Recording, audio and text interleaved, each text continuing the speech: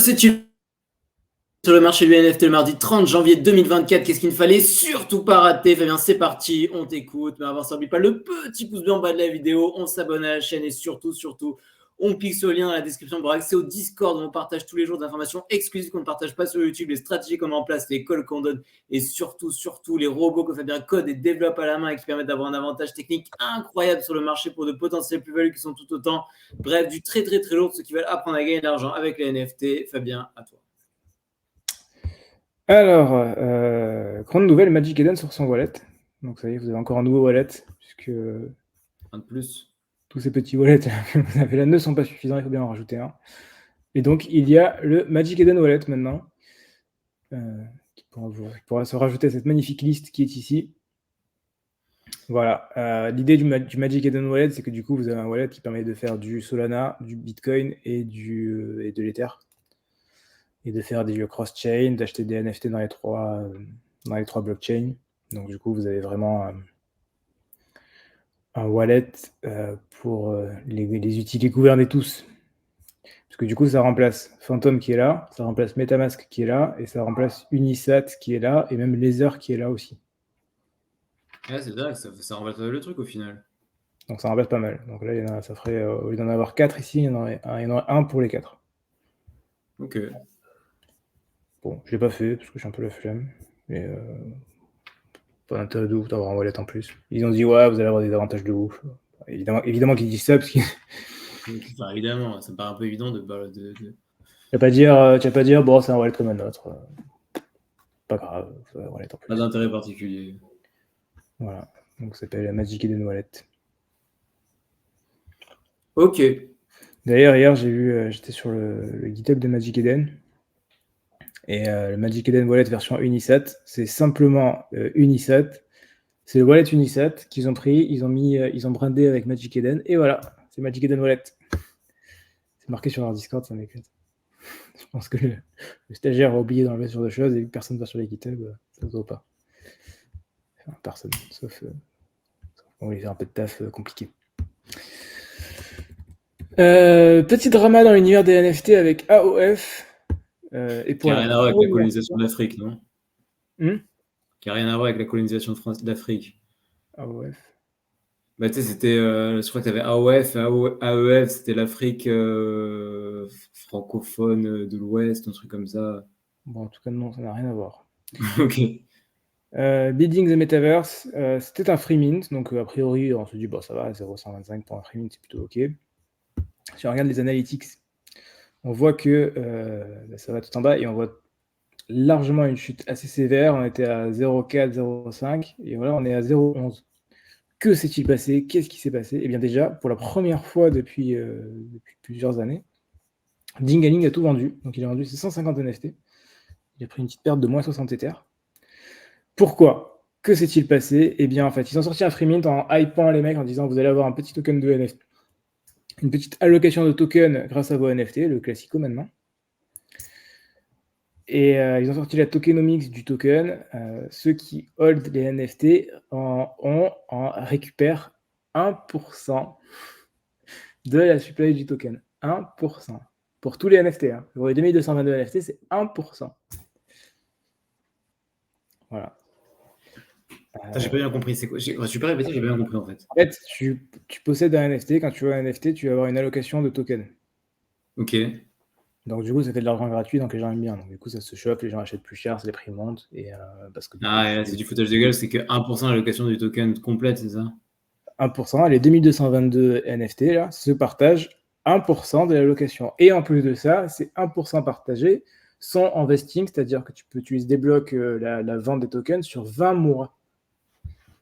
Ouais, globalement, c'est de la merde, quoi. C'est ça que tu es en train de me dire. Voilà, donc c'était foutage de gueule. Donc la Zingaling a dit c'est de la merde. Donc je vends. Et il a tout vendu. Donc le prix a chuté. Voilà, le prix a chuté, mais étant donné qu'il y a des petits royalties, ben, ils ont quand même fait une tonne de thunes quand le prix a chuté. Évidemment. Encore que, contrairement à The Grape, les royalties sont optionnelles. C'est déjà pas mal. Parce que si vous faites ça, là, c'est ceux qui ont payé les royalties et ça, c'est ceux qui n'ont pas payé. Mais la vérité, qui paye les royalties? Qui met ce truc-là? En fait, c'est très simple. C'est que quand tu vas lister, par défaut, il y a les royalties qui sont mis. Donc en fait, Donc, c'est pas un acte de charité, c'est plus un acte d'étourderie pour la plupart, c'est ça? C'est un effort de passer à 0%. Ouais, je vois. C'est sûr que c'est ça. Il faut volontairement mettre 0%. Et quand t'as un peu la flemme, je suis vas-y, c'est pas grave, c'est rien. Tu laisses la royalties. Ok. VeeFriends continue de tryhard, j'ai envie de dire. Avec l'éruption numéro 15. Donc les éruptions, qu'est-ce que c'est? C'est très simple. Pourquoi éruption? Parce qu'on va brûler des NFT dans le volcan de l'éruption. Et quand on va brûler des NFT, ça va faire une éruption qui va donner des petits cadeaux. Que d'image. Voilà. Et donc du coup, vous cramez 70 book games et vous pouvez récupérer, qu'est-ce que vous récupérez cette fois-ci? 2 tickets de la NBA en All-Star pour un week-end avec 2 vols aller-retour, une chambre d'hôtel avec 2 lits, le frais de transport jusqu'au stade pour 70 book games. Et t'en as encore des book games, non? Ah, j'en ai plein. Ouais. Ouais, alors, enfin, fondamentalement, c'est sympa, mais j'en ai rien à foutre d'aller voir un match de basket. Non, mais ce Je qui est vais très bien, récupérer de la thune avec ces trucs. si ça crame des book games, s'il y en a moins, le supply Ouais. est toujours intéressant. Il n'y avait pas un jeu avec ces livres, là, il y a eu un jeu hyper compliqué, c'est très complexe, non? Ouais, bah, ça permettait de cramer des livres encore. Donc dans tous les cas, ils continuent de cramer des livres, c'est une bonne chose, continuons de cramer. Continue. C'est un peu un parcours à la Axie, quoi. Petit à petit, ça crame, jusqu'au jour où les prix vont monter. C'est ça. D'ailleurs, en parlant de Axie, transition parfaite et involontaire. Ronin nous fait un pump, continue de faire son pump, 2,76. Regardez ce parcours depuis un mois, c'est magnifique. Même depuis 3 mois d'ailleurs, au passage. Regardez, on était sous les 1$ le 3 novembre, à 50 centimes, on est à 2,76. 800 000 de market cap. Magnifique. Bientôt le milliard, du coup. Le milliard symbolique. On attend le petit x10, 10 milliards de market cap. 10 milliards, c'est un peu compliqué, mais c'est jouable. Ça se mettrait au niveau de ici, entre Dogecoin et TRX. Ouais, c'est ambitieux quand même. Après, ça dépend. Si c'est un bull market, tout cela va augmenter à market cap, donc du coup, c'est un peu plus. Donc à voir. Donc voilà. Bon, dans tous les cas, très bien. J'ai sorti un nouveau petit rune au passage, parce que je me suis rendu compte que le premier, j'avais fait un truc pas bien. J'avais pas mis le bon symbole. Donc je me suis dit, il faut quand même respecter la tradition de la chaîne, NFT Money Metaverse. J'ai mis le petit symbole de l'argent pour le token. Exactement, les valeurs, on respecte les valeurs. Hein. Voilà, on respecte les valeurs. Parce qu'en fait, le token Rune, Rune, ça se fait avec Rune, c'est comme un BRC1 au final, c'est un token. Et la différence du BRC1, c'est que du coup, ça travaille par symbole. Donc il y a le nom du token et après il y a le symbole. Et donc forcément, le numéro 1, là, tu as le tout premier, qui est tout en haut du coup. Merde. De l'équipe l'équipe Horde, du coup, a mis le symbole Ordinals, donc ce petit symbole-là que normalement tout le monde connaît. Et donc, du coup, autant profiter pour faire le joli symbole. Voilà, et je suis très content puisque je suis à la pointe de Rune, puisque je ne peux pas aller plus loin que ça pour l'instant. Il n'y a pas d'option de mint sur Horde en l'état. Il n'y en a pas. C'est pas encore sorti. Donc, du coup, je suis totalement à jour sur Rune désormais.